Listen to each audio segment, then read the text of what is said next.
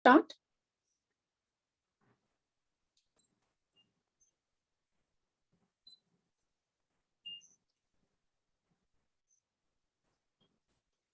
A very warm afternoon to everyone. Welcome to the webinar series on homeopathy pharmacy organized by Sympathy Institute of Homeopathic Pharmacy and Hospital in collaboration with Delhi Homeopathic Medical Association. I, Dr. Himani Sharma, wholeheartedly welcome each one of you for the today's webinar. I feel privileged enough to be the moderator for the today's session. We will try our best to provide you with the knowledge treasures by the best speakers across the country. Before beginning the session, let me acquaint you with Sympathy. Sympathy Institute of Homeopathy Pharmacy and Hospital existed and incorporated with registration of Delhi government in 2009 at New Delhi. The institute established, directed, and led by Dr. R. Khan and his team with commitment to promote homeopathic pharmacy system of medicine worldwide. The institute established in 2009 and conducting foundation course in homeopathy, certificate in homeopathic dispensing, diploma in homeopathic pharmacy, and bachelor in homeopathic pharmacy with affiliation of government authorities and UGC recognized university. Sympathy Institute of Homeopathic Pharmacy and Hospital started homeopathic pharmacy courses with the purpose to educate the people in a quality manner and produce a qualified homeopathic pharmacist. The homeopathic dispensaries, hospitals, industries were facing the problems for many years. Sympathy Institute took initiatives and started that kind of courses to reduce the quality issues in the homeopathic industry. We are also participating and conducting free dispensaries, medical camps, health checkups in schools, and also regularly organizing a mega event for homeopathy that is Run for Homeopathy for our Indian society. This is all about Sympathy Institute. Now, we have with us a renowned physician and a great person, Dr. Deepak Sharma, General Secretary of Delhi Homeopathic Medical Association, DHMA, and founder director of Orbit Clinics. I request sir to say a few words about DHMA. Welcome, sir.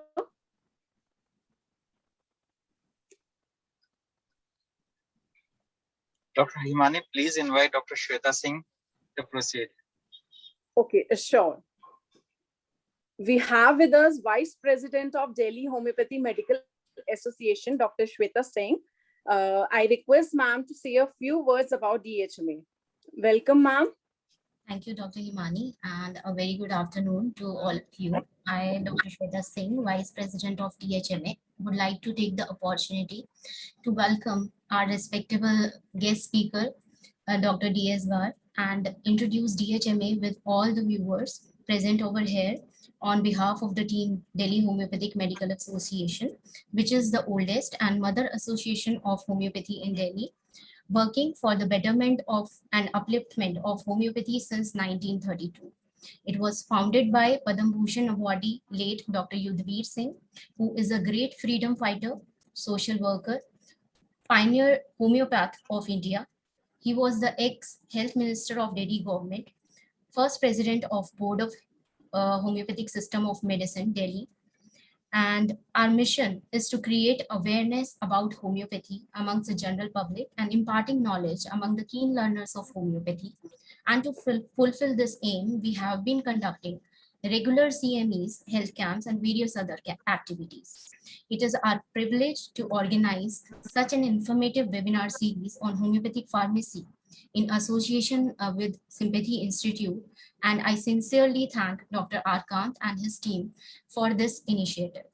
Looking forward to a fruitful session by Dr. Bhatt. Welcome, sir, and welcome to all.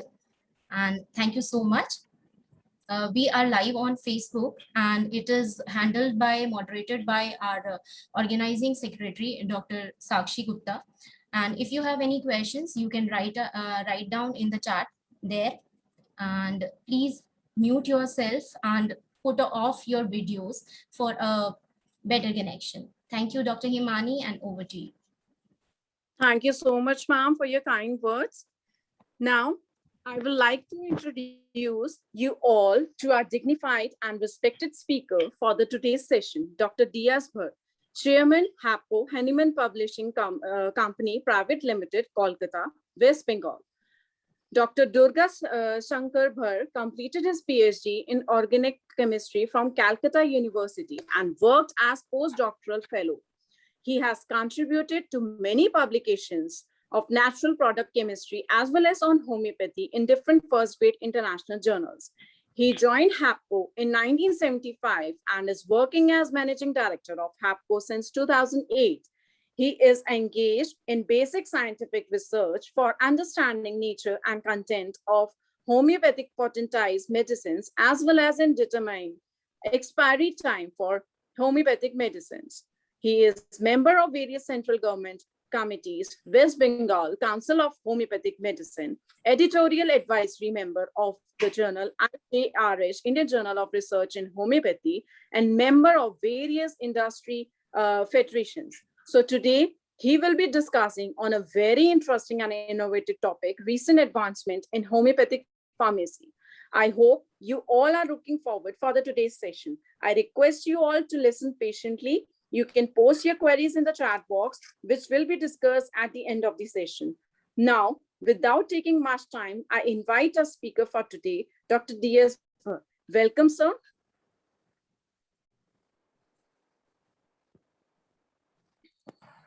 Thank you, ma'am. Thank you for inviting me to give this talk.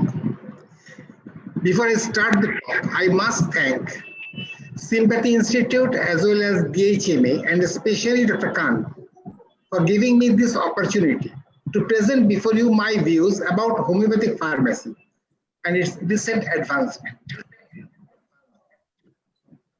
All you know that homeopathy, in homeopathic curriculum, DHMS curriculum, pharmacy is the most neglected subject. Let me go for the PPT presentation. I think I'll go for the PPT presentation now.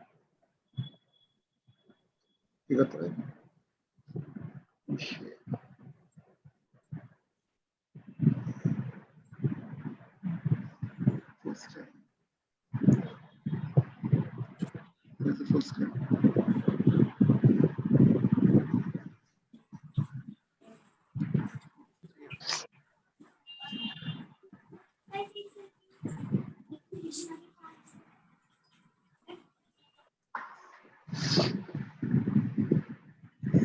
Now let's come to the topic.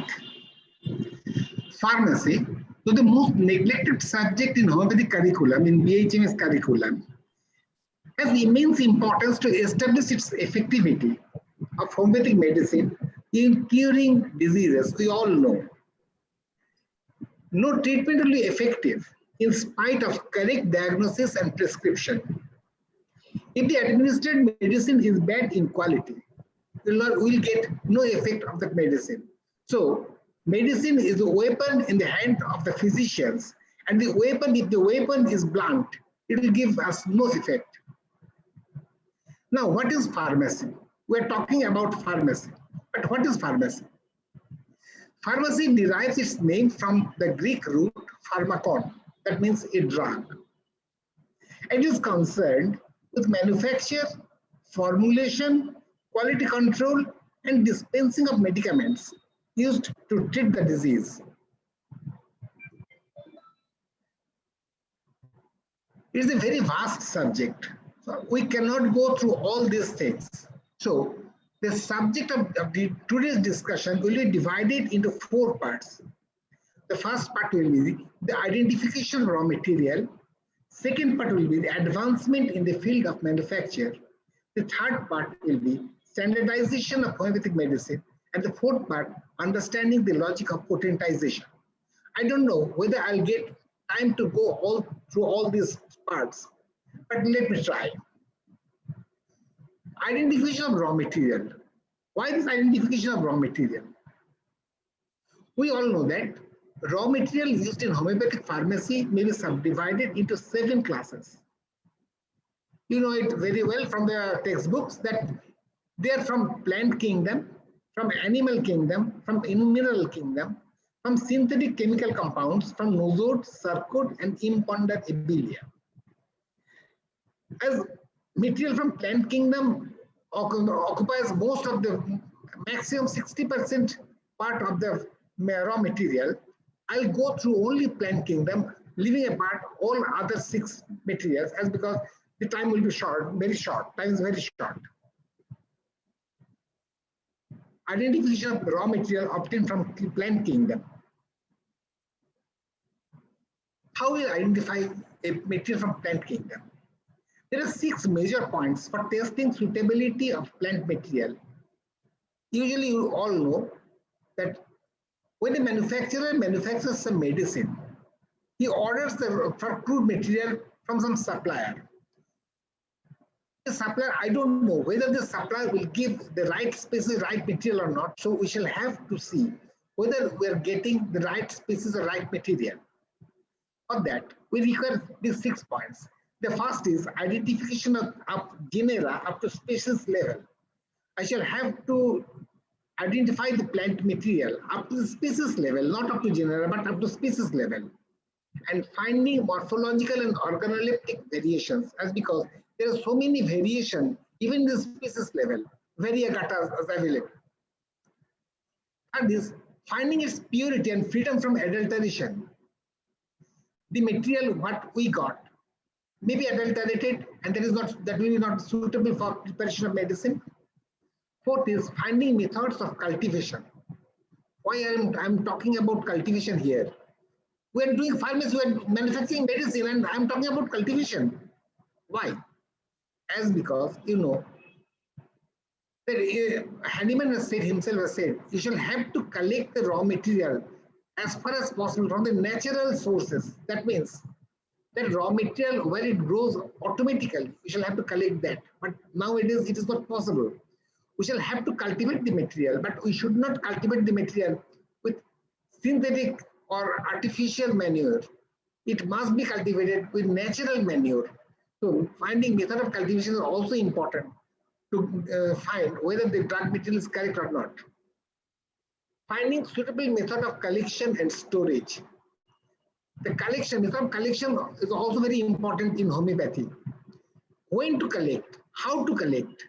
It has been given very precisely in the homeopathic books that it is to be collected in the right time or not.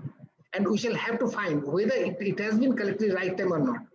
We are getting some, say, dry drugs, dry raw material. But from that raw material, we shall have to find whether that raw material has been collected in the right time and it has been stored properly or not. And for that, we require study of constituents and their standardization. So pharmacognostic evaluation of drugs depends on 4 major things. The first is organoleptic studies and microscopic study of the drug. Then physical analysis of the drug and chemical analysis of the drug.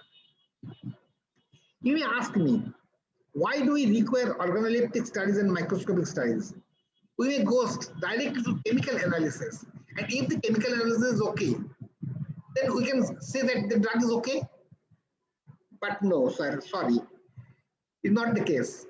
Many morphological and microscopic studies are needed for drugs derived from plant or animal kingdom is because raw drug materials of plant or animal origin have been proved under morphological and microscopic studies, and chemical studies alone is not sufficient, as same active principle may be present in different species, but those different species may show different biological activity. Let me give some example. Say for example, we require Barberries vulgaris. We all know that Barberries vulgaris contains a large quantity of berberine, colored berberine. But that berberine is available in so many Barberries species, not only in Barberries vulgaris. We have Barberries acuminata. Yeah, we have Hydrastis canadensis. And all these material, all these drugs contain berberine. And so we cannot depend only on berberine. So we shall have to see whether that very plant is Barberries vulgaris or not, as because Barberries vulgaris doesn't contain only berberine, but it contains so many other compounds, chemical compounds. Those are also important for our medicine. I'm showing you a picture how present day we detect a plant material, how we examine the plant material microscopically. Previously, what we were doing, we're putting a slide under the microscope with cross section or longitudinal section, and we're studying it by keeping eyes on the eye parts of the microscope. That was very difficult to find whether that picture is right or wrong, and because we shall have to go to the through the look through the eye parts, and then we shall have to compare it with the books. Nowadays, what we do, we are putting a camera on the microscope and taking that picture direct to the computer. The microscopic picture comes direct to the computer, and we can compare that picture if we have some stored data in our computer, just like this. Echinacea angustifolia stem, transverse section. The left one is authentic sample that has been preserved in the computer, and this right hand side is sample under test. We can look immediately in the computer whether these two pictures are alike or not. If they are alike, we can say yes, morphologically and microscopically they are alike, and so it is that very compact. That is Echinacea angustifolia. Along with this, we must have knowledge of common adulterants for the drug material. I gave you a few examples as like Passiflora incarnata. We require Passiflora incarnata for preparation of medicine. But here in India, Passiflora indica is available in plenty. And many times you find that you have not got Passiflora incarnata, which is an exotic plant coming from Europe. You are getting Passiflora indica. But preparation medicine with Passiflora indica will not be alike from preparation medicine from Passiflora incarnata. Rauwolfia serpentina, our own medicine. Once it was available in plenty, now it is not. And most of the Rauwolfia serpentina drugs are adulterated with Rauwolfia canescens or some other species of Rauwolfia. That is not good for medicine. And so if we use medicine prepared from Rauwolfia canescens in place of Rauwolfia serpentina, we will not get good result. Same is with Genosia ashoka. Genosia ashoka, even in Ayurveda, they are using plenty of Genosia ashoka. But I don't know where from they are getting that Genosia ashoka. Genosia ashoka bark is very, very scarce in the market. The market is flooded with Polyalthia longifolia. It will look alike Genosia ashoka bark, but it is not Genosia ashoka bark. We shall have to test the bark, microscopically as well as morphologically, and then with chemical analysis. Another example is of animal species, Lita vesicitoria. We all know about Cantharis. Lita vesicitoria is a zoological name of Cantharis. It is now it is not available anymore, extinct from the whole world. But the market is flooded with Cantharis mother tincture. Where from they are doing that? They're using a completely separate material, Mylabis species. That species is available in India. It also contains, of course, it also contains cantharidin, as Lita vesicitoria contains cantharidin. But still, it is not Lita vesicitoria or Cantharis. It is a different insect. And market is flooded with this Cantharis. And that's why we may not get result of Cantharis using that drug. So we must be very, very specific about using our drug. Don't forget about this identification. Now let's come to our main field, as manufacture, field of manufacture. What's the new achievement? In the field of manufacture, we know now the mother tincture being prepared by a nickname, new method of preparation of mother tincture, in place of that classical Hahnemannian method of preparation of mother tincture. Why you have deviated from Hahnemannian method to new method? 90% of the drugs, homeopathic mother tinctures prepared in the world are now being done with new method, not with the Hahnemannian method, as there are some inherent defects in Hahnemannian method of preparation. What are those defects? In the Hahnemannian method of preparation, plant materials were classified into 4 types. The first is juice of fresh plant, example was belladonna. Second is juicy plant, example was thuja. Third is less juicy plant, example was scilla. And the fourth was dry plant, example was Staphysagrina. Preparation methods of these 4 types are different in Hahnemannian method. You know the proportion of alcohol and water that differs from one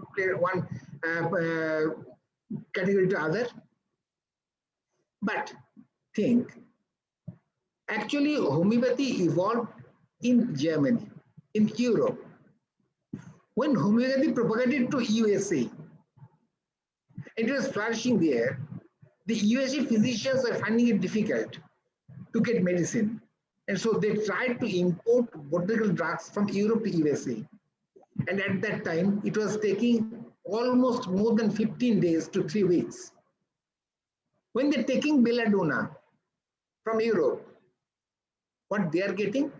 They're getting in place of fresh belladonna plant, they're getting dry belladonna plant.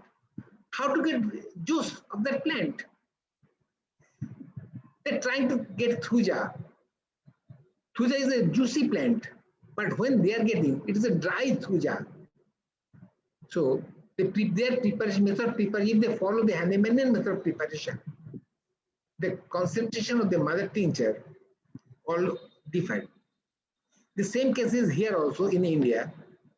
We know belladonna is available in Kashmir. It is being grown in Kashmir. If we take that belladonna to Delhi, if they take that belladonna to Calcutta in the eastern part, if they take that belladonna to Chennai in the southern India, the moisture content or juice of the plant will not be same.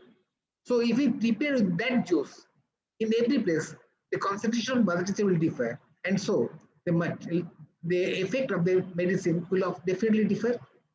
So during transportation to a distant place, this classification no longer holds good. As a result, standard of produced mother tincture often differs. What is different in new method then? In new method, the solid content of a plant material is taken as the unit of medicinal strength. What we do? We take a little plant material, dry it, and the dry weight we take, that is as the unit of medicinal strength. So volume of mother tincture is calculated on that very unit. So standard of produced mother tincture will never differ. That is the change. So that is why now almost more than 90% of the mother tincture produced nowadays are following that new method, not that old Hahnemannian method.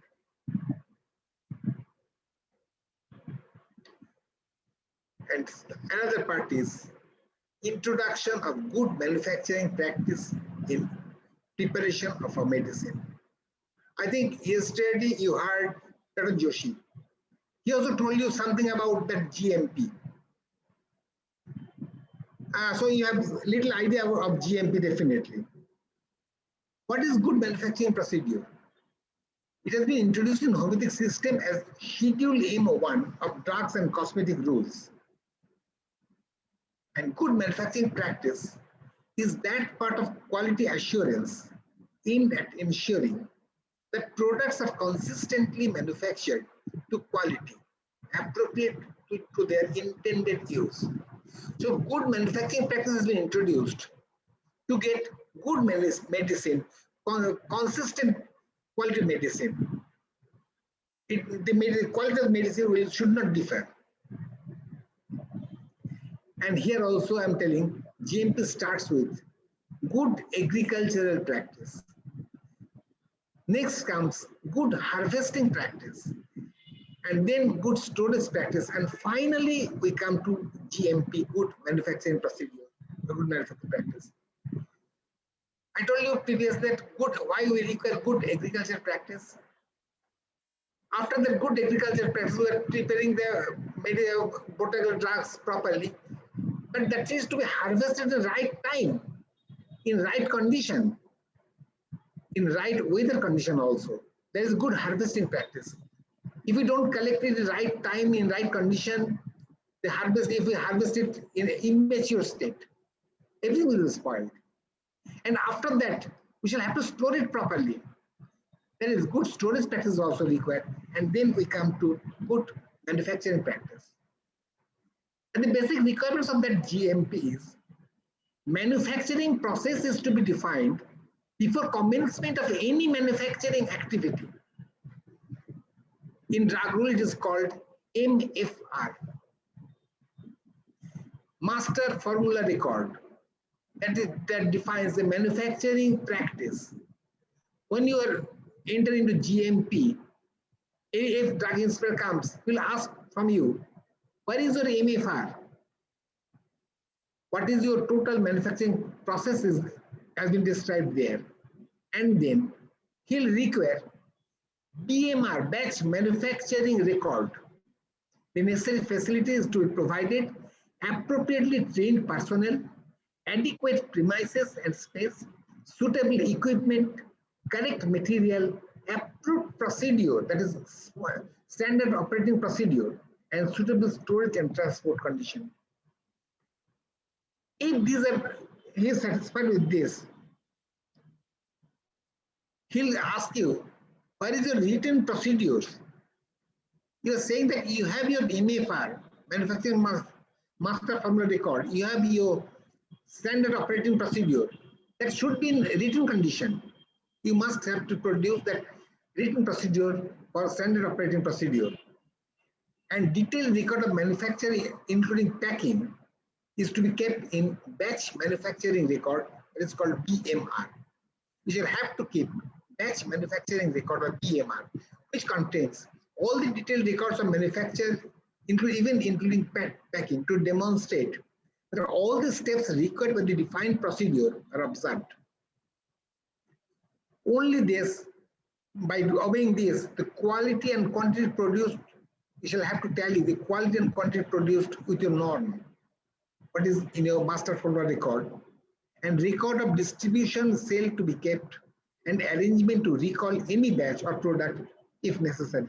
You shall have to keep arrangement for all these things. Only then you will be given a GMP certificate. Who are responsible for this GMP? Every person connected to any step of manufacturing. Everybody is responsible for GMP. No procedure is small or bad. And the collective action ensures GMP is followed. In the GMP, one word we are missing often, that is validation. These things has come in the pharmacy late. What is validation? And it is a very important element of GMP. The two concepts cannot be separated, this validation concept. Why validation?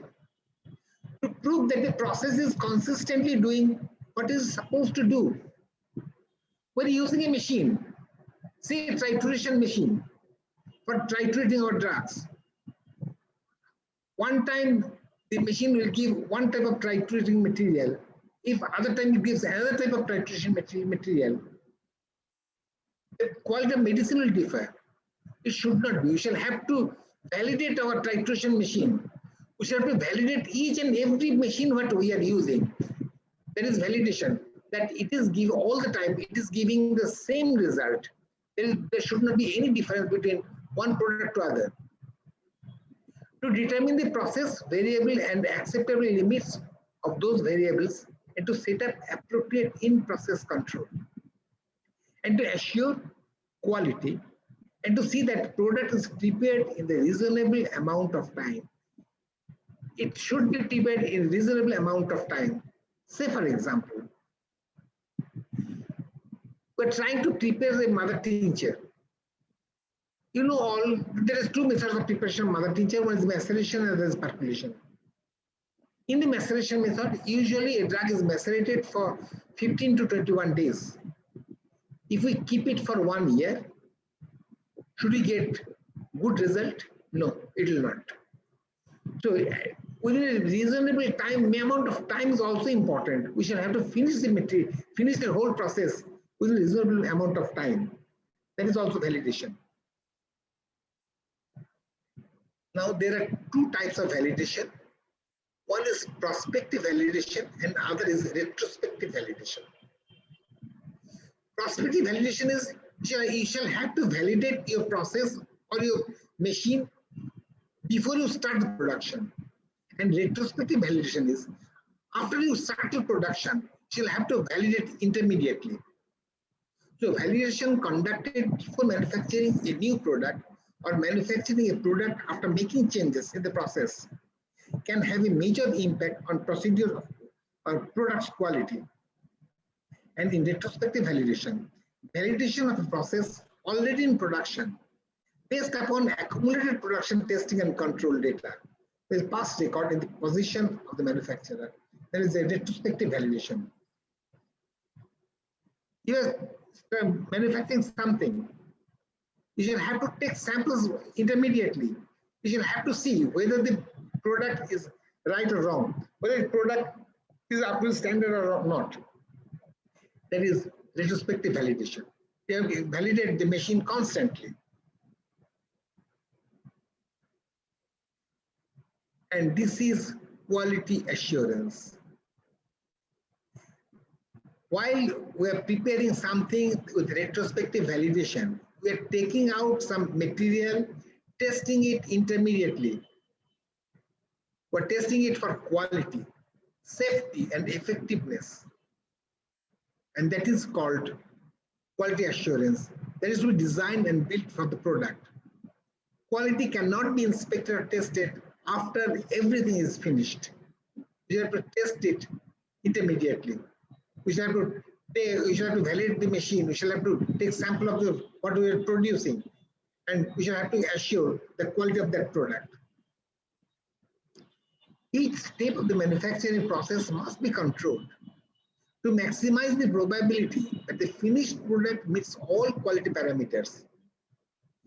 And for that, validation is a key element in assuring that these quality assurance goals are met.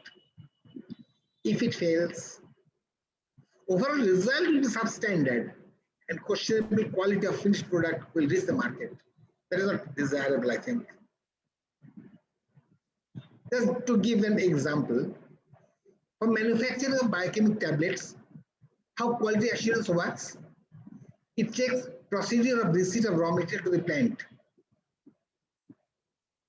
Quality assurance people, they check the raw material. There is quality testing material, quality testing laboratory, quality control laboratory. They're testing the raw material, they're giving us certificates, it is good for testing, good for use. But apart from that, the quality assurance people, sometimes they go in the stock point, they'll take some example. Let me see whether it is still it is okay or not, whether it has been decayed there in the when you stock it. There is quality assurance. Procedure of storage and testing. They'll inspect whether you're keeping that material in right condition, and if the testing procedure is okay. Procedure of issue of material to production. How you are issuing the material to production, whether you are issuing right material or wrong material, how it has been controlled, and actual as well as actual manufacturing. That means starting from the weighing of the material, sieving, mixing, trituration, granulation, drying, lubrication, compression, testing, packaging, everything, all the separate steps of manufacturing. They'll check intermittently whether you're making proper medicine or not. That is actual manufacturing, quality assurance of actual manufacturing. And each of the above operations have to be validated.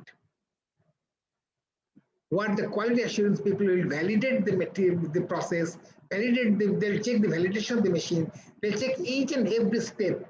And after that, they'll say, yes, the products are okay. And this is apart from quality control.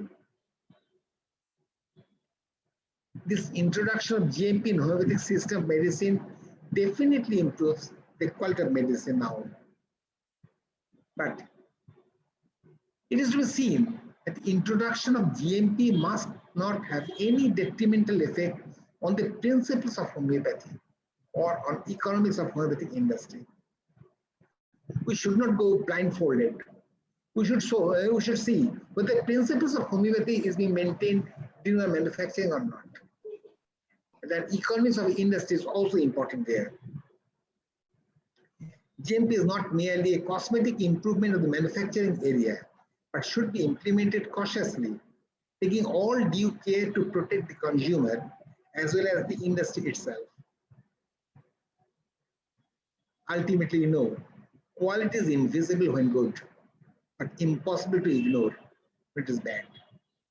We always require quality material. We cannot ignore whether it is good or bad. We cannot impossibly ignore when it is bad. So we're coming to the third part. I'm taking too much time. There is standardization of homeopathic medicine, the process.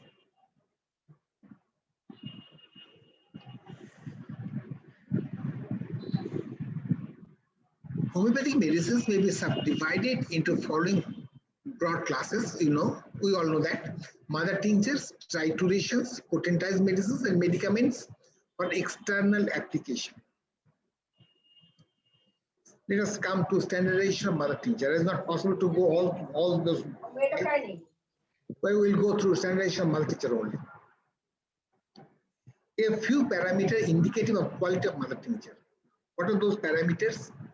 We will have to test for alcohol content, total dissolved solid content, specific gravity, color, pH of the mother tincture, viscosity, surface tension, test for alkaloids, thin layer chromatography or TLC, and UV-based spectrophotometry, that means alpha max determination.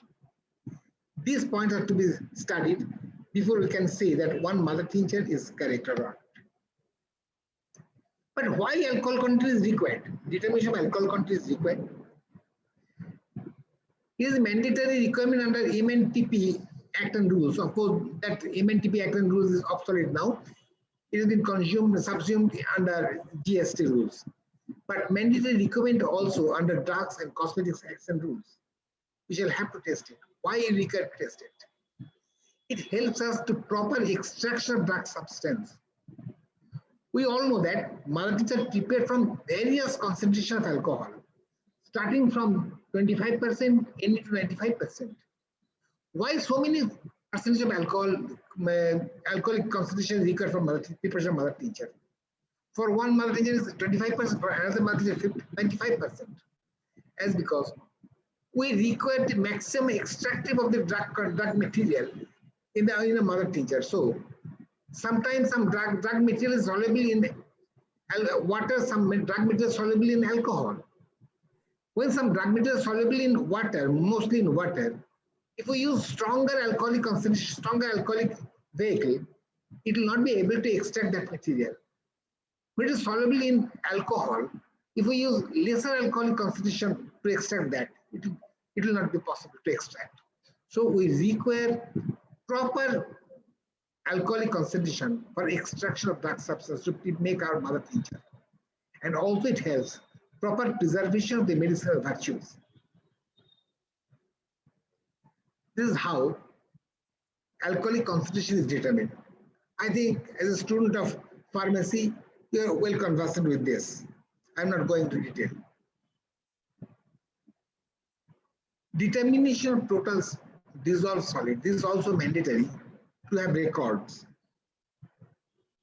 TDS, total dissolved solid, or TDS determination, helps us to understand if the drug substance used was of proper quality and the drug strength of the preparation is correct. Think, I'm an unscrupulous manufacturer. The price of crude drug or a particular drug is skyrocketing. What I shall try to do as I'm an unscrupulous manufacturer, I shall try to prepare a mother tincture with less quantity of drug. Say for example, our drug strength, we shall have to prepare a mother tincture with drug strength 1/10. I'll think, if I prepare it 1/20 drug strength, who will catch me? And how will catch me? I can prepare it with 1/20 drug strength, but what will happen? This is the method of testing of TDS. I'm showing you what will happen. Here's, for example, a solid matter content of asafoetida. I'm giving a few examples. Sample 1, solid matter per 100 ml of mother tincture, here it is 2.1540. In second sample, 1.8160.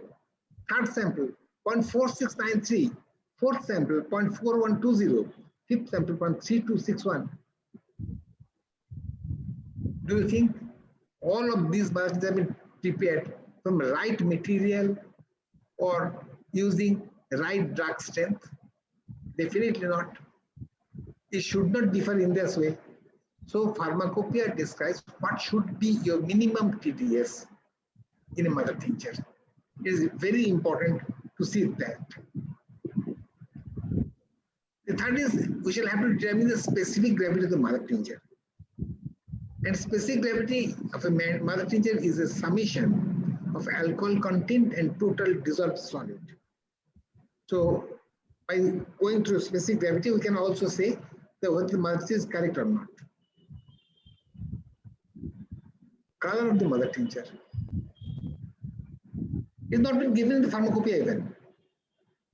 Why we require to understand the color of the mother tincture and how to understand the color of the mother tincture? Defining color of mother tincture is very difficult. I can say this is red, but there are so many shades of red. I can say this is blue. There are so many shades of blue. By saying only red, by saying only blue, by saying only any green, we're not defining anything. How it is defined?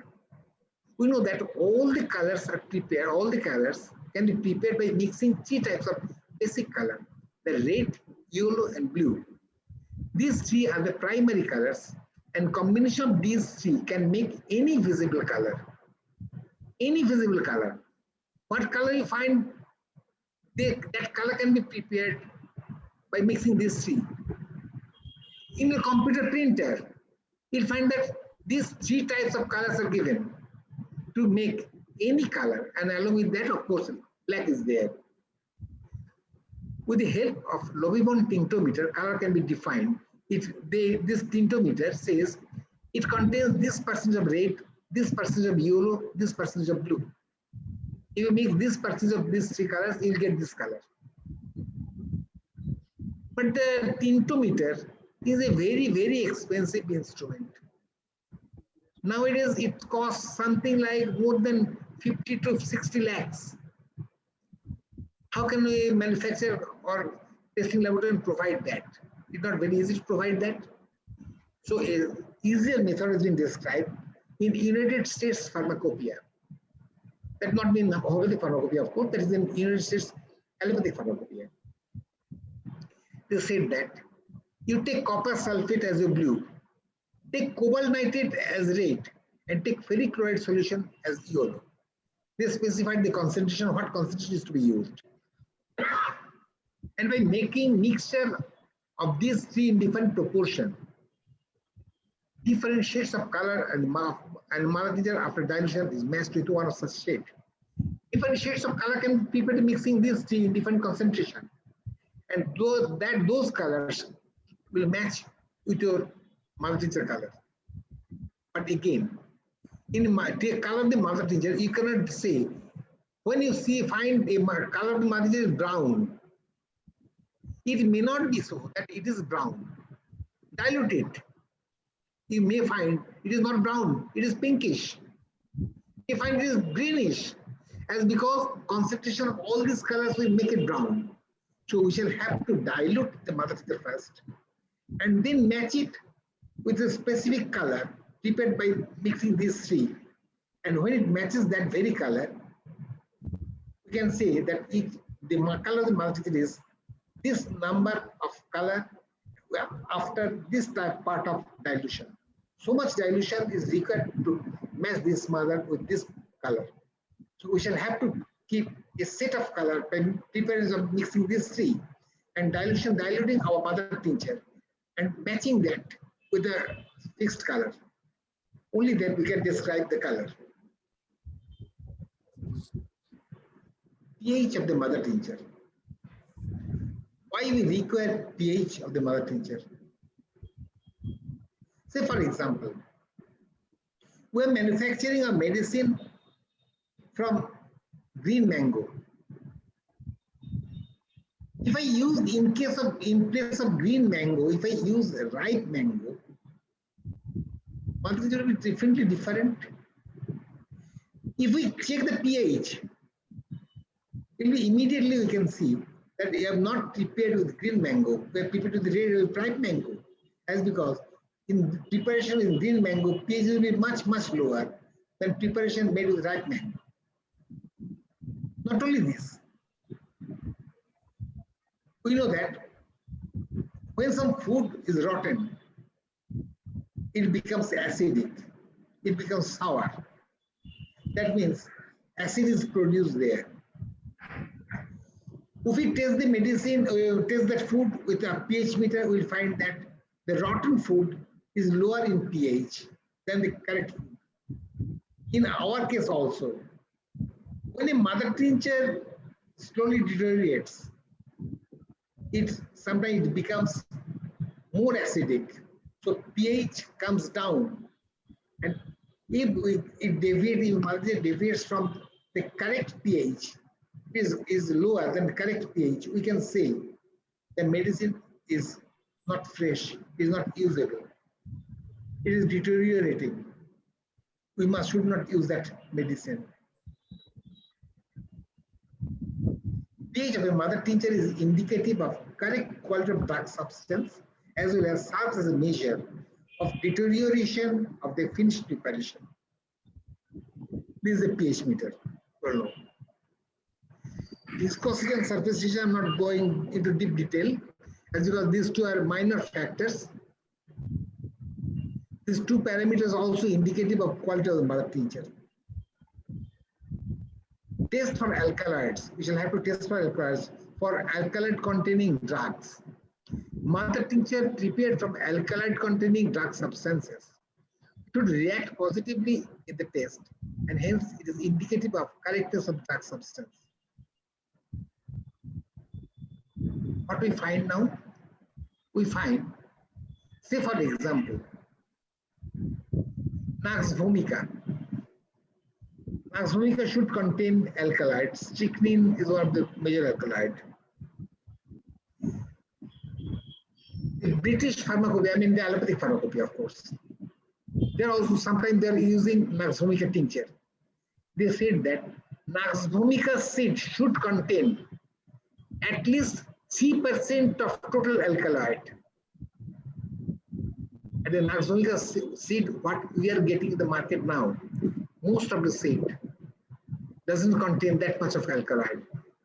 It contains alkaloid, no doubt, but only some 1 to 1.2% alkaloid in most of the multiple samples. So we shall have to test whether it contains alkaloid first and then the percentage of alkaloid, whether it contains correct percentage of alkaloid.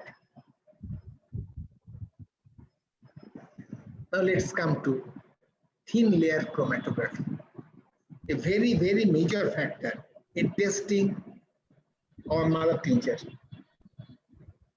What thin layer chromatography is? Chromatography means separation of color. Chromos, the word chromos means color, and graphy means separation. Chromatography means separation of colors. Separation of colors in a very thin layer.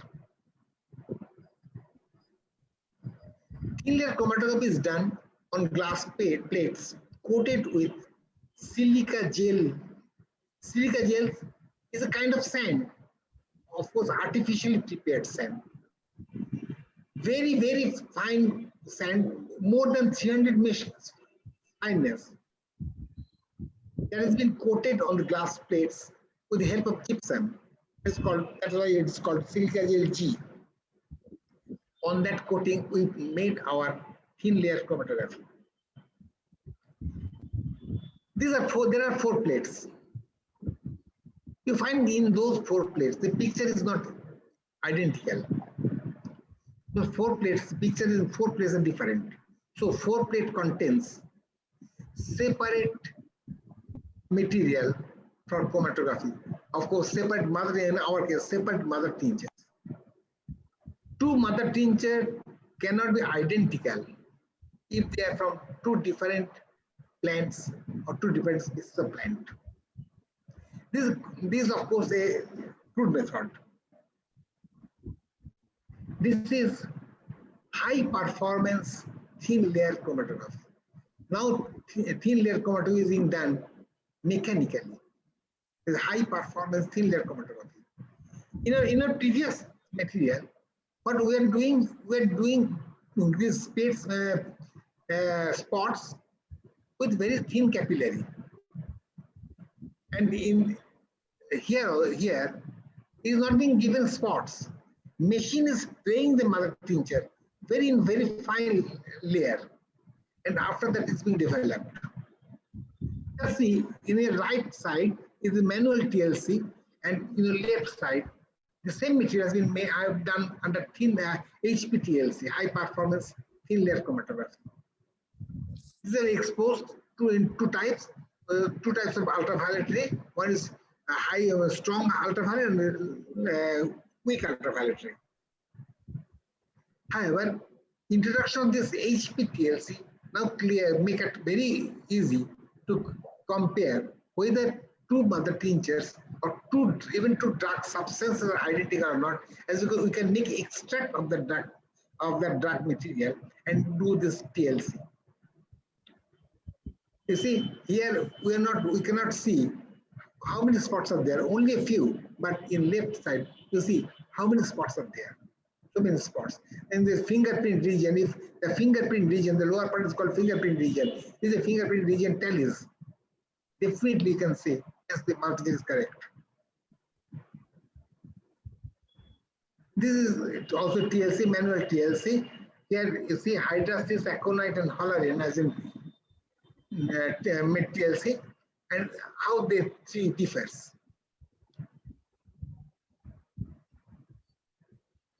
Here also halorine, antilisyntica, and Lycopus virginica extracts.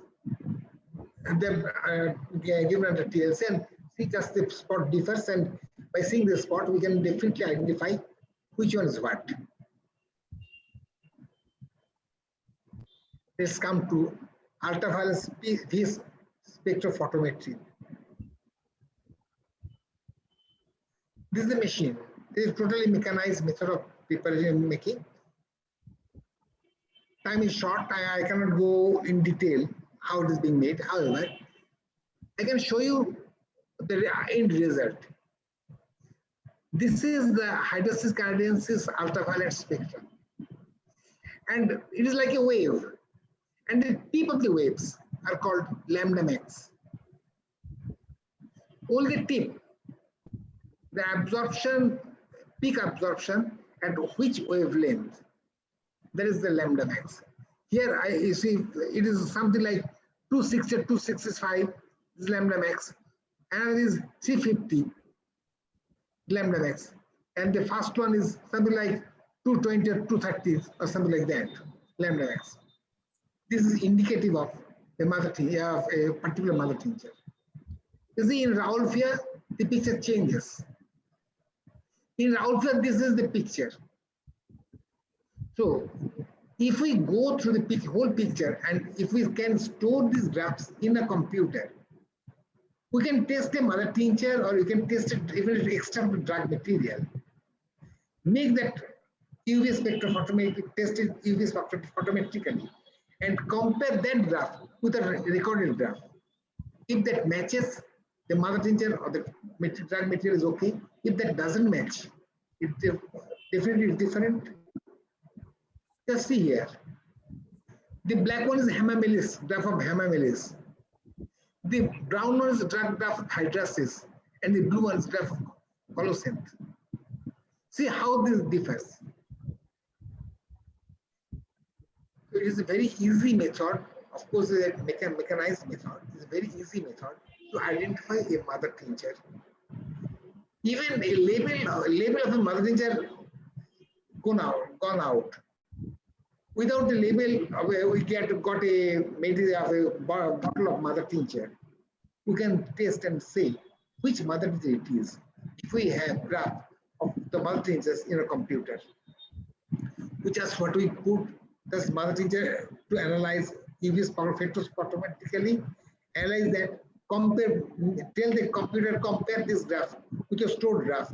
Computer definitely immediately compare that graph with the stored graph and say, yes, this is the mother tincture. That becomes so very easy to understand. And this is applicable up to say 6x to 7x potency. You can test with this.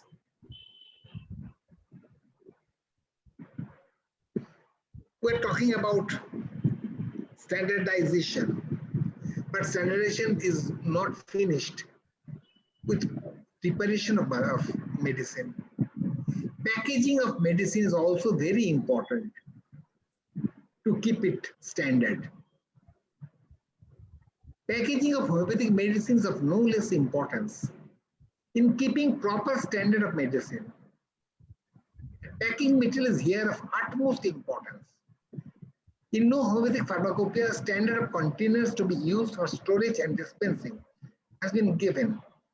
Of course, in the next, I think in the next homeopathic pharmacopoeia of India, this will come.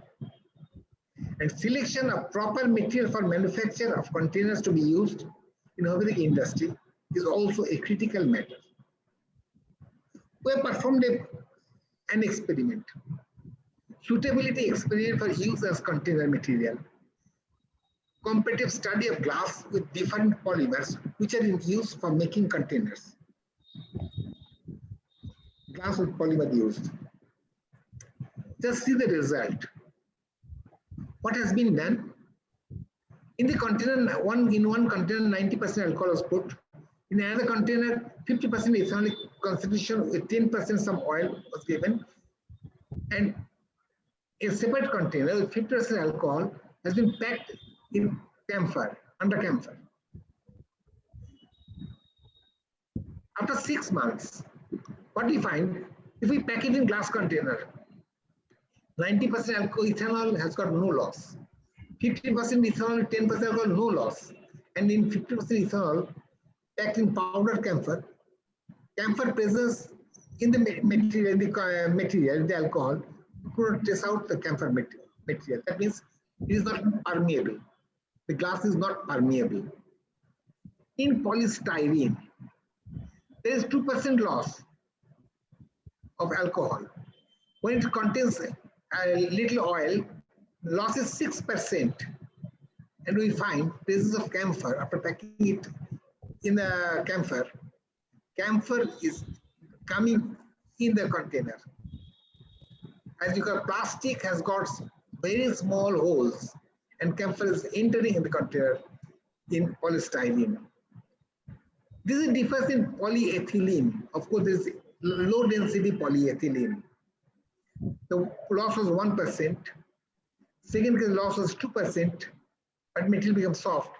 It has slight presence of camphor. And the same result is with polypropylene. Now the experiment is being done with high density low density polyethylene with high density polyethylene. This is a little better, but still you find that glass is much better than all these three. These three are used very commonly for packing of a medicine. We have not tested yet. It is not here, of course. And sometimes some people use PVC. Absolutely harmful. The loss is 1%. Diffuse vinyl chloride found in the liquid. We very often find diffuse vinyl chloride in the liquid. That means that the leaching out, the alcohol is leaching out that vinyl chloride. And so experiment was abandoned. That's why I was talking about glass containers. And GMP norms say that glass containers used shall be made of neutral glass. And what is the neutral glass? Quality of glass has not been defined properly, only they said that neutral glass. What is the neutral glass? There are 3 types of neutral glass given in the pharmacopoeia. Not in homeopathic pharmacopoeia, but in allopathic pharmacopoeia. Type 1, type 2, type 3 glass. This type 3 glass is good for oral preparation, whereas for type 1 glass is required for ophthalmic preparation. Those ophthalmic medicines, homeopaths also prepare ophthalmic medicines that should be stored in type 1 glass, not in type 3 glass. As all these glasses were made from sodium silicate, so slight alkalinity is always there, and this alkalinity may destroy the quality of medicine. Type 1 glass, the alkalinity is much low. In type 3 it is slightly higher, but we should not definitely use pure soda glass. That is widely available in the market, especially those small bottles, small 5 ml bottles, white small 5 ml bottles. Those are mostly prepared of plain soda glass, and that should not be used for giving medicine. We should not use plastic bottles also for giving medicine. As you know, very recently, one episode arose in Kerala, the Kerala Drug Directorate, they said that nobody should store medicine, homeopathic medicine, in plastic bottle, no type of plastic bottle. However, that has been reversed, and now say that if that plastic bottle is good for keeping of storing food, that means food get plastic bottle, you can also store medicine in that. But you shall have to keep a proper certificate for that.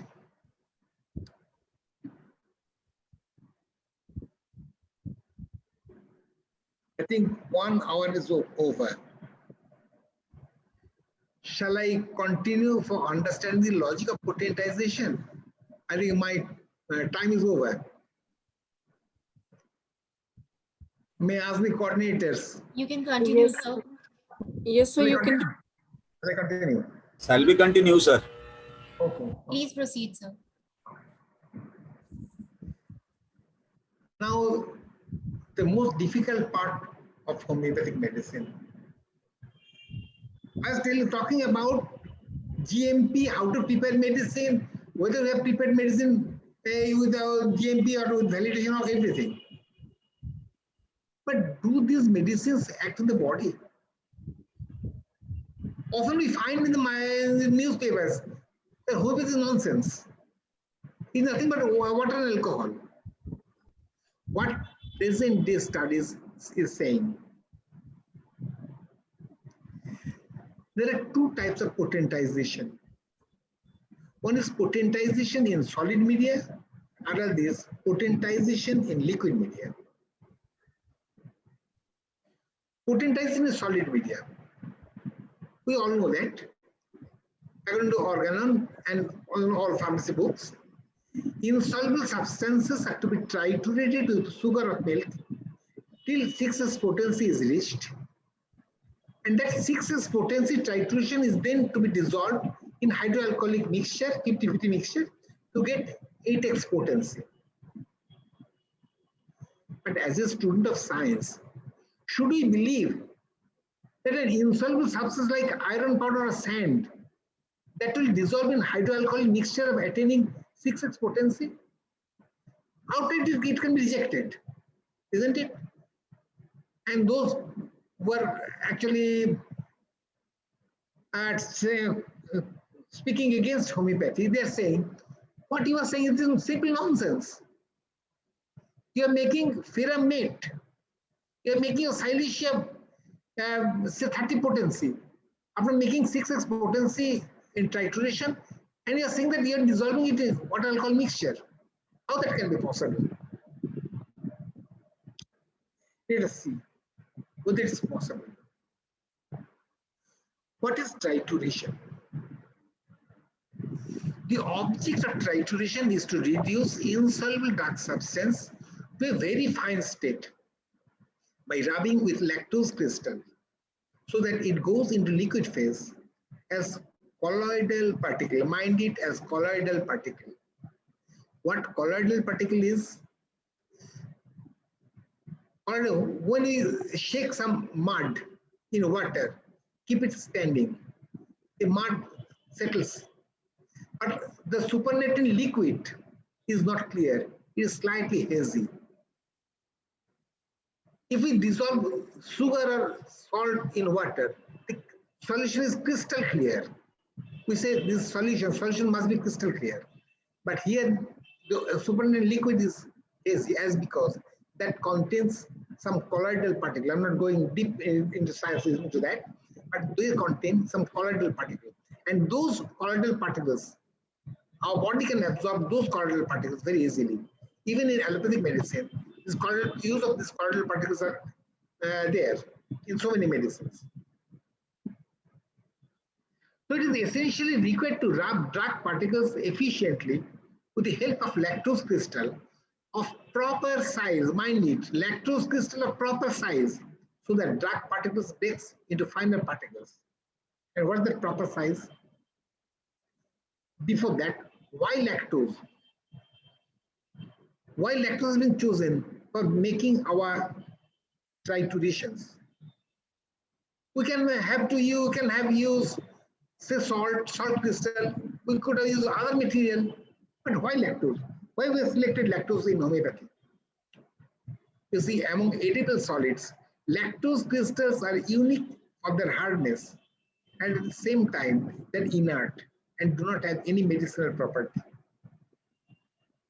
There are no other edible solid which is inert and at the same time very hard. Do you know how hard the lactose crystals are?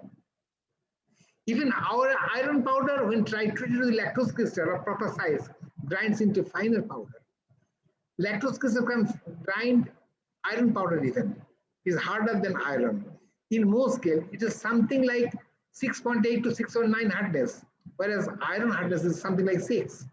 So it can triturate. If you triturate iron powder with lactose, we'll get iron powder gets finer. But for proper grinding of drug substance, we require lactose crystals of proper size. Again, I'm telling, we require lactose crystal of proper size. Otherwise, trituration will be of no value. What is that proper size? Is in the picture, in the left-hand side. The red ball is a drug particle, and those small balls are lactose crystals. If we're trying to triturate this drug crystal with these small lactose crystals, there will be inefficient grinding. We require these big lactose crystals, almost equivalent to drug particle size. Again, if the drug particle size is very small, and we try to grind it with these big lactose crystals, here also grinding will be ineffective. So for proper trituration, we always require proper lactose crystal. We cannot use any lactose, whatever is available in the market. We should not use that. And knowingly and unknowingly, manufacturers are using that 200 mesh lactose for making their triturations. It's not the right thing to do. These are the triturators I'm showing you. This is the inside of triturators, procedure, mortar and pestle, and all those things. So we understand why we triturate and how after trituration we're getting our material. And potentization in liquid media. What happens during potentization? Is it made dilution? How we can claim that our potentized medicine, even when the potent dilution is far above the so-called Avogadro number, are physiologically active? This question is coming again and again, everywhere, from so many scientists and all those things. Now, science depends on information and theory. the two pillars of science. Let me give a few information only. This is just for your information. So many papers are saying that homeopathic medicine is effective. It is just for your information. And I'll go through very fast. Following papers indicated that effect of potentized medicine are not merely placebo reaction. Plant response to homeopathic medicine remedies. If it is placebo reaction, plant should not respond.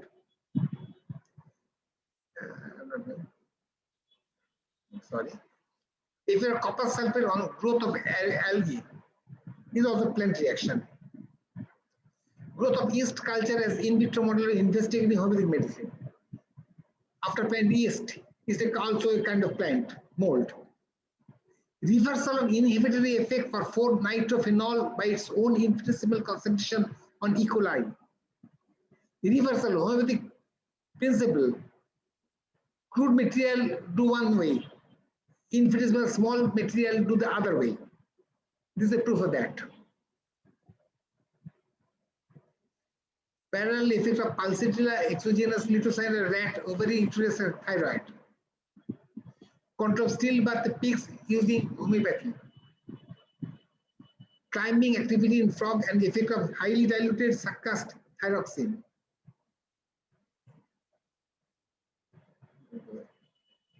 And these papers say that yes, homeopathic medicines are effective on plants, on molds, on smaller animals, on frogs, on higher animals, and all those things, even on pigs.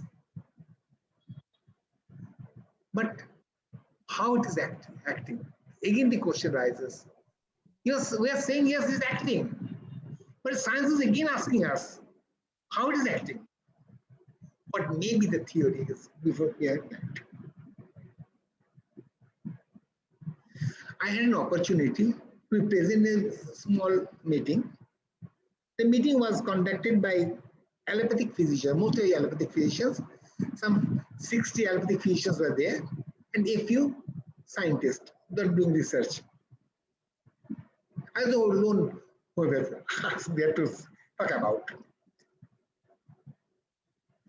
When they are criticizing homeopathy again and again, I asked them one question.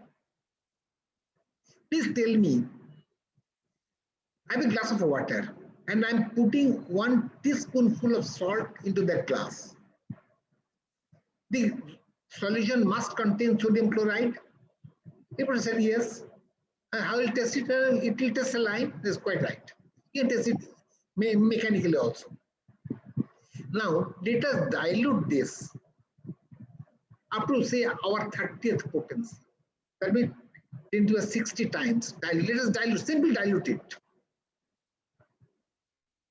Now, say the total solution, whether the solution contains any more sodium chloride or not.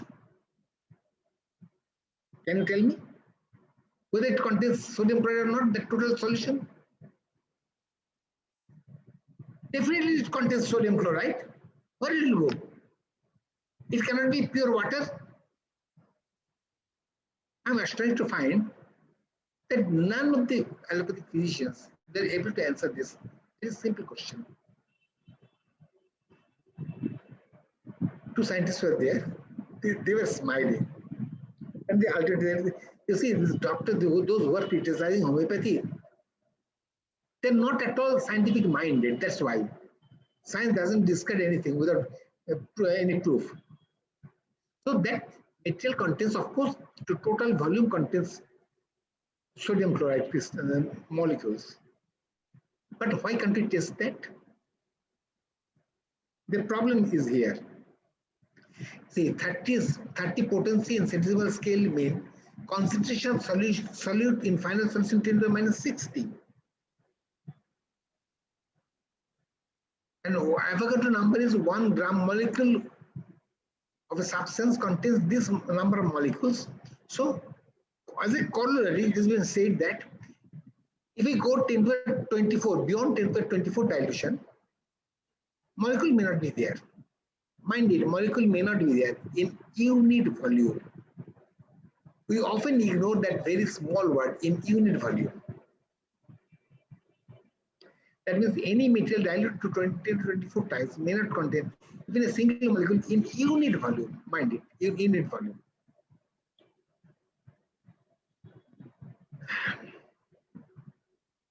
But those who are criticizing homeopathy, saying Avogadro number, do they know Avogadro number has got nothing to do with Avogadro himself?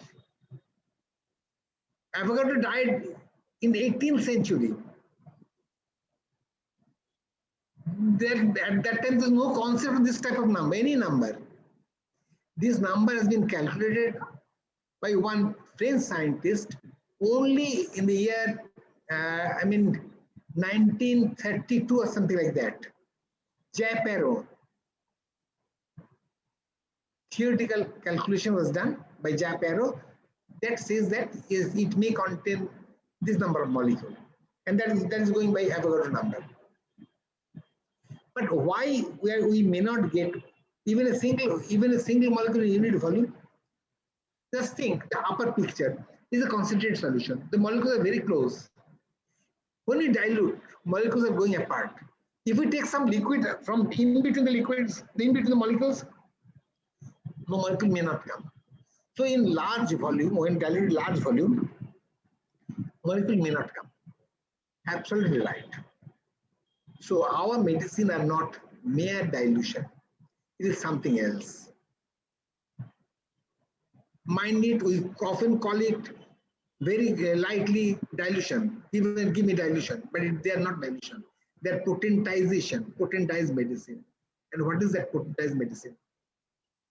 Now the key stumbling block to serious consideration of homeopathy is the presumed implausibility of biological activity for homeopathic medicine in which source material is diluted past Avogadro number of molecules. Now material science now focuses on the three-dimensional complex network structure of condensed phase of water rather than single solute molecule.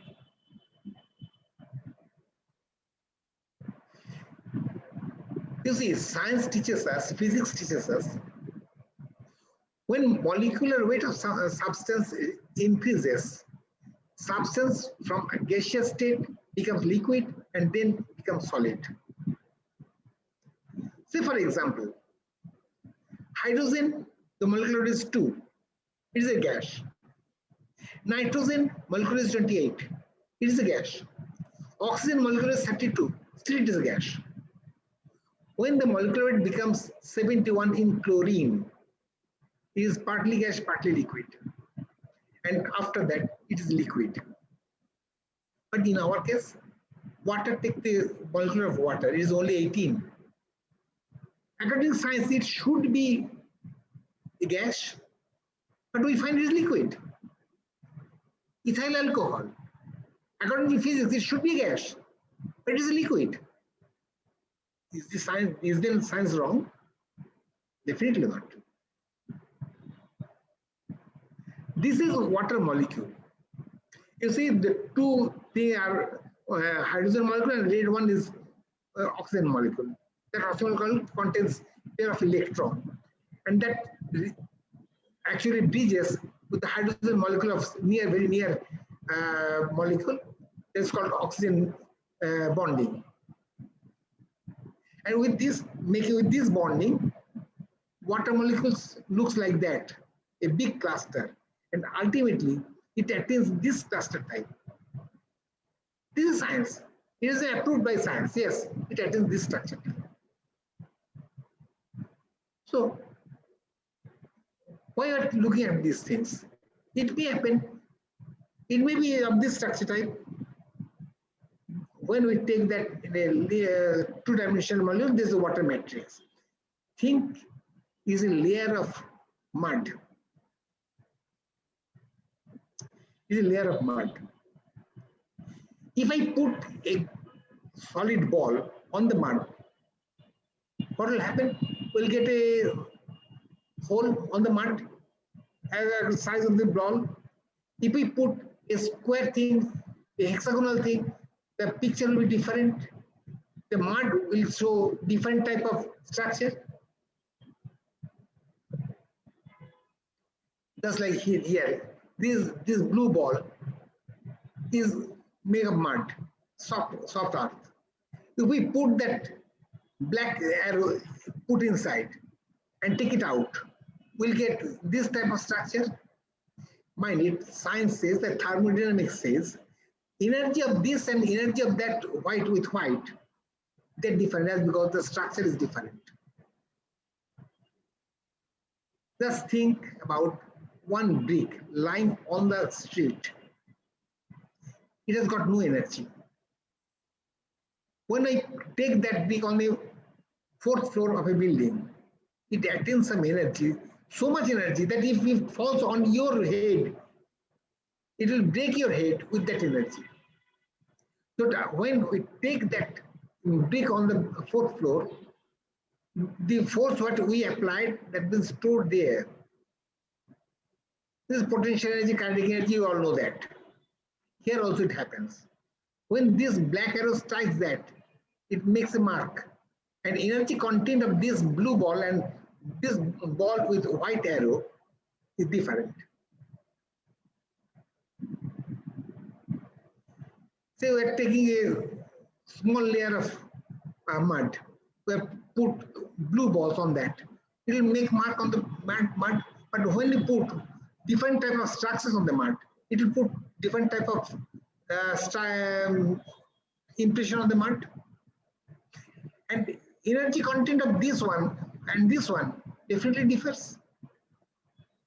It is being thought that this difference may be responsible for medicinal action of medicine of potentized medicine.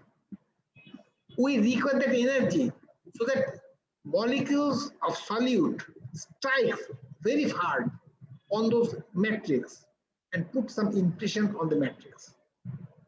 Here is also the molecular agglomeration, and when the solute strikes it, sometimes solute gets in the agglomeration. And after some time, during succussion, it goes out, keeping the impression there. Very recently, you know, there are nano concept of homeopathic medicines appeared in journals. Scientists have found that homeopathic medicine, courtesy potency medicine contains nanoparticles. This may be the explanation of finding nanoparticles in the medicine. A theory of anomalous, what I don't wish to go deep into that.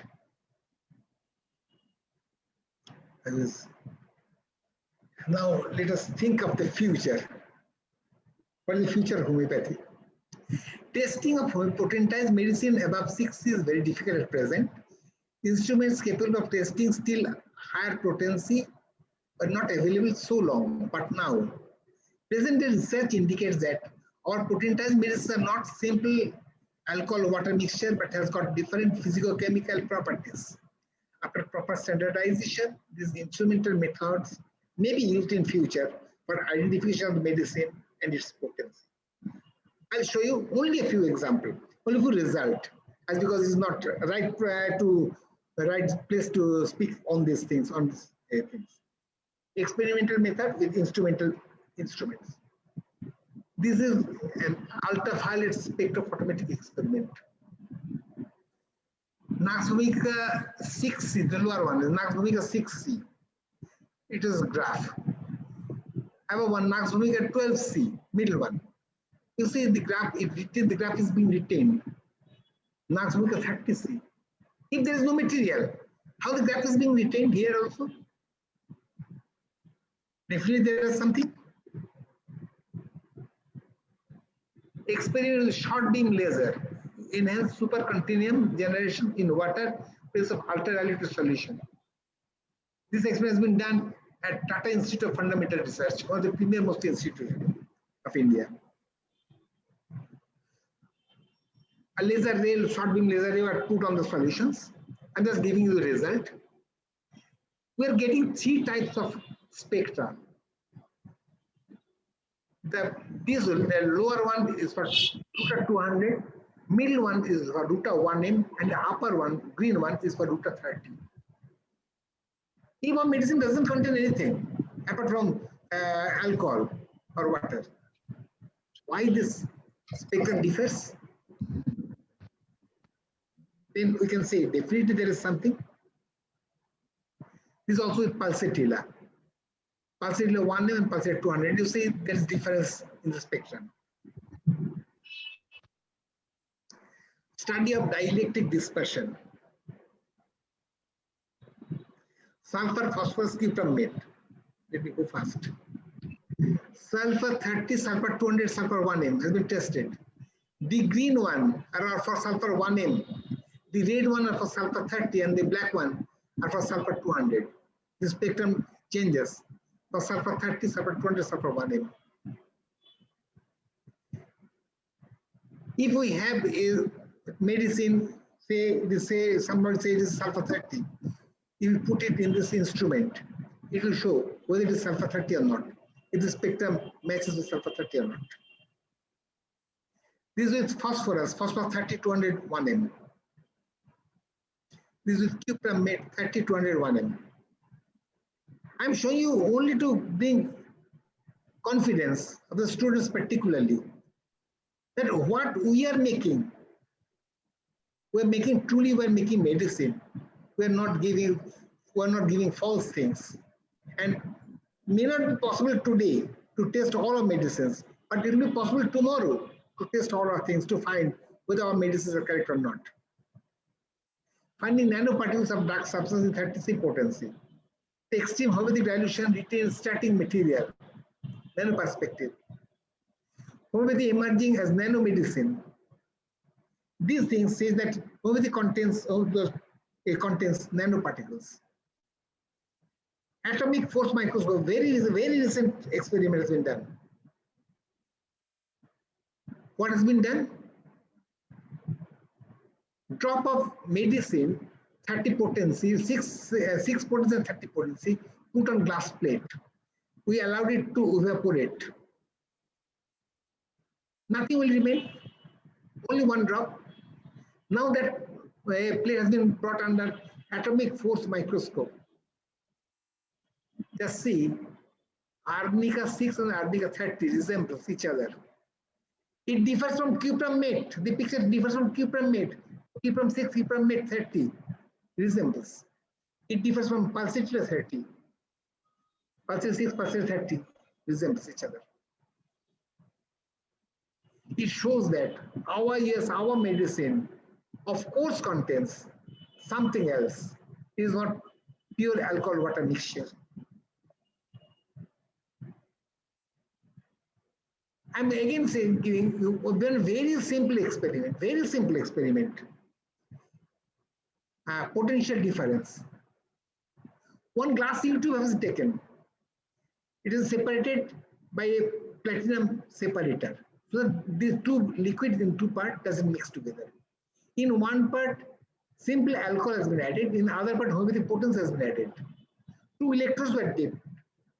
And what we find that there is electricity is flowing. Yes, electricity is flowing. In one part, there is only alcohol, in one part, is potent medicine. And in between, electricity is flowing. So something is happening. Some chemical changes has been happened, some physical changes has been happened. Otherwise, what from this is coming? And this paper has been published in a very well top grade physical journal. I think have already read too much, taken too much time. I don't show you these interesting papers. Let me escape those things. So I may seek your permission to leave, and I thank you for your patient hearing for so long.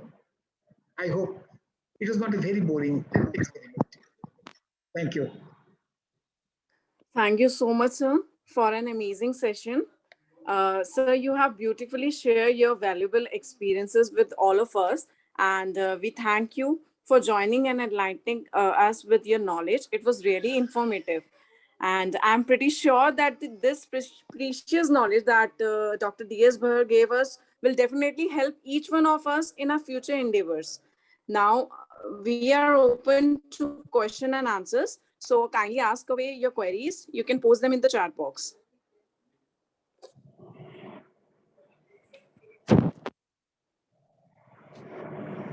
Okay, so we had a question.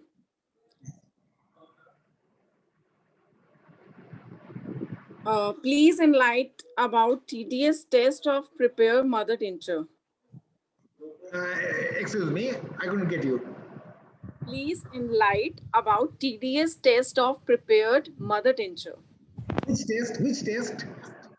Which TDS test? test. TDS. Total Yes. dissolved solid. Testing for total dissolved solid. It's a very simple thing. Take one porcelain crucible, dry porcelain crucible, weigh it. Put 100 ml of mother tincture in the porcelain crucible, weigh it again. And put that crucible with that mother tincture on a water bath till it dries up. After some time, when it dried up, take out the crucible, wipe it properly outside of that, weigh it. Again, put that in the water bath. Again, after some time, weigh it again. When two weights are, this doesn't differ, when two weight tallies, we can say that it has been dried up. And now, let's take the final weight. And the final weight says that weight of the empty crucible and the final weight, difference between these two is a total solid. So from 100 ml, we got the total solid, and that is the total dissolved solid. Am I clear? Okay, sir. Thank you. Next question is, does alcohol affect the color? Yes, please. Yes. Does alcohol affect the color? Color. Yes, sir. Color. I told you that it has not been given in the pharmacopoeia, of course.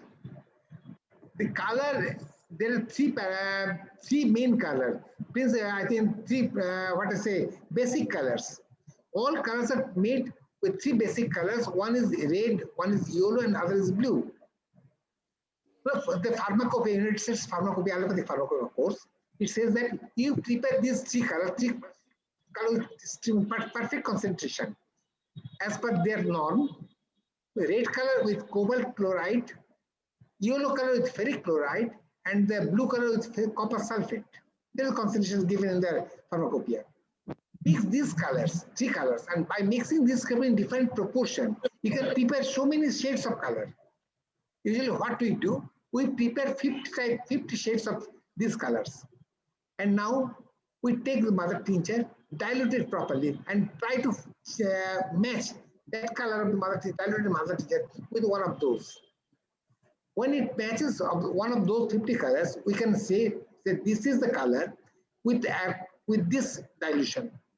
Dilution is important there, and the proportion of color is also important there, as because proportion of these three colors are different there.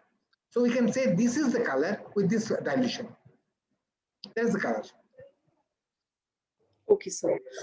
So next question is, can you show the instrument tintometer if possible? We want tintometer. No, do we want tintometer? I can show you, as because it's not with us. It's a very expensive instrument. Very expensive instrument. More than 50 lakhs, or almost 60 lakhs rupees now. Okay, sir. So next query is,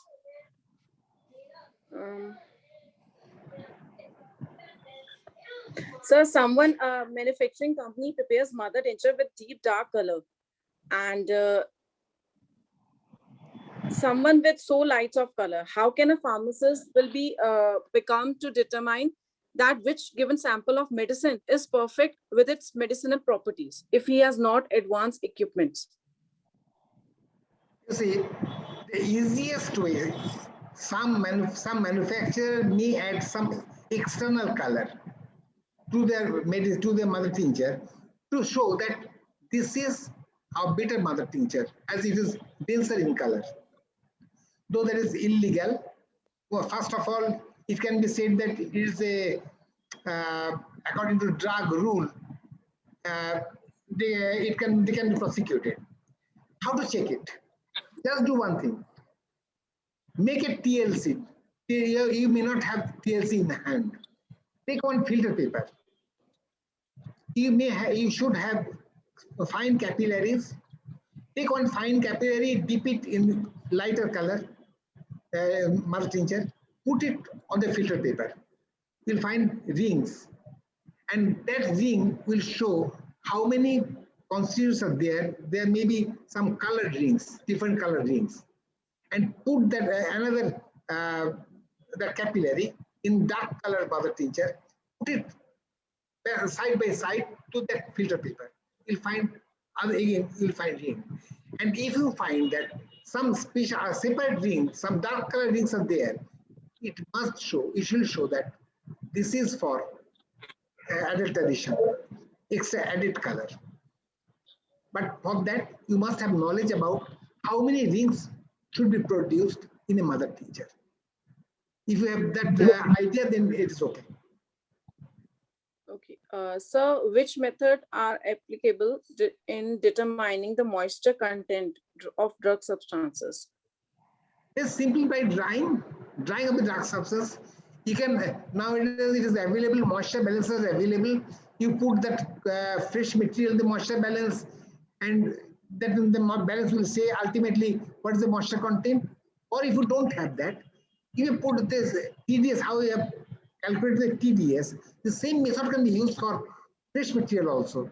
Chop the material properly, make it magma, put it in the dry, weight, tiered crucible, dry it, and in between these two, put the moisture content will be calculated very easily.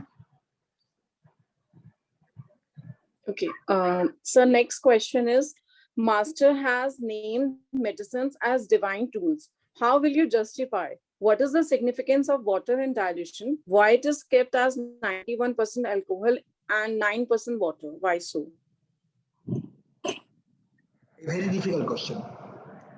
A very difficult question in that case. Our pharmacopoeia, Indian homeopathic pharmacopoeia, India says that potentization should be done with 91% alcohol. The United States pharmacopoeia says potentization can be done with 70% alcohol.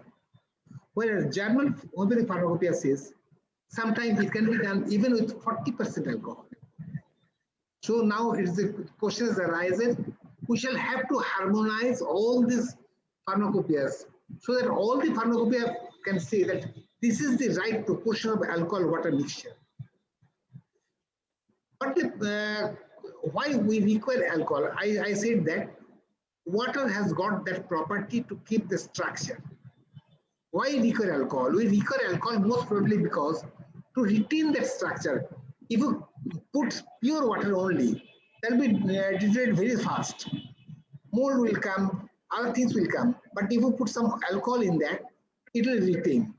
So most probably a proportion of alcohol depends on retaining of water alcohol mixture properly. And second thing is more important. We are dispensing our potentized medicine in globules. If we prepare a medicine, potentized medicine in lesser content of alcohol, more content of water, if we put it in globule will dissolve. That's why homeopathic of India take it that 91% alcohol is the best for use in potentization. And because only that will not dissolve the alcohol, the sugar content of globule. Otherwise, with lower concentration of alcohol, your medicine may dissolve the globule itself. You cannot dispense in globule in that case. Okay. So next question is Geranium Q from M. Roy Chaudhary, which I use was in green color, but from BJN and Baxens it was in red color. Red and green both smell and taste different. I wrote to all three manufacturers but didn't get any reply. So can you please shed some light on this? This is from how can I tell in this way? It is not possible. You should have to test it properly. Send it to pharmacopoeia laboratory. They will say whose preparation is correct. Yeah. Okay. So one last question. what are the guidelines for manufacturing of globules from ordinary sugar, pharmaceutical grade sugar, lactose? You see, globules should be prepared from pharmaceutical grade sugar, cane sugar. It should not be, never it should be prepared from market sugar, as because market sugar contains only 97% of sucrose and others, rest 3% are other things. Pharmaceutical grade sugar contains 99.98% pure lactose, pure sucrose, sorry, pure sucrose.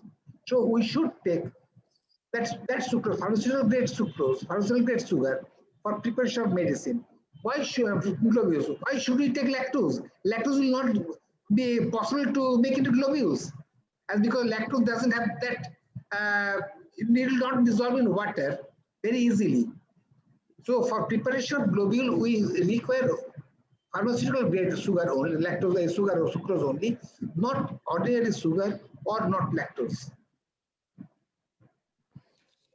Okay, thank you so much, sir, for joining us. Thank you everyone for joining for the today's webinar. Now over to Dr. Shweta Singh. I request ma'am to please conclude the session. For me, it was a very enlightening session and really informative, and I refreshed my knowledge of pharmacy today with Dr. Bhatt. And we have with us our patron, Dr. VP Singh sir, patron of DHMA. I would like to request him for his comments.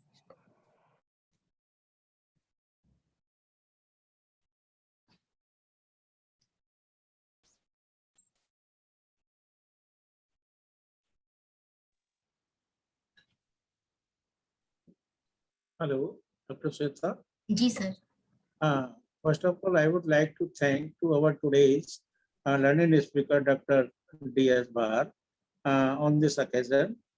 Today we got very latest and informative knowledge about the pharmacy, and you all of the who attended and participants who attended the meeting, they are all thankful.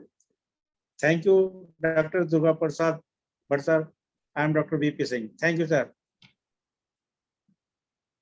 Thank you so much, sir. And now I would like to request Dr. Kant, sir, for his comments on today's session.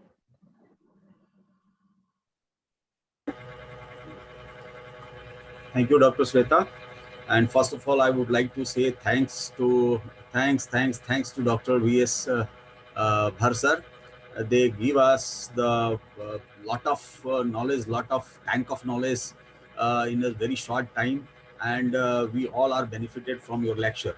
Sir, definitely I would book you for the another session, because this session is not completed for us, and you had all homeopathic pharmaceuticals peoples are knowing about you. You are the better of homeopathic pharmacy. Definitely you give us the very knowledgeable session, and all participants are take the benefits from your side. So Dr. Shweta Singh is also with us. Dr.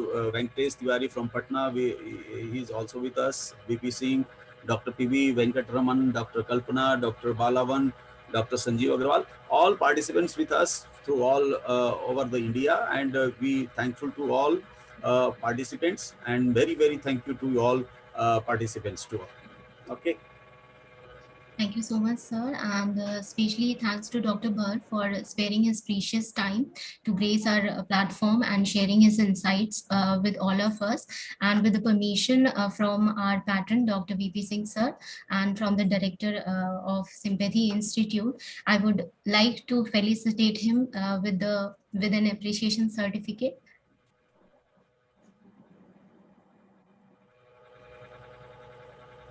Congratulations, sir.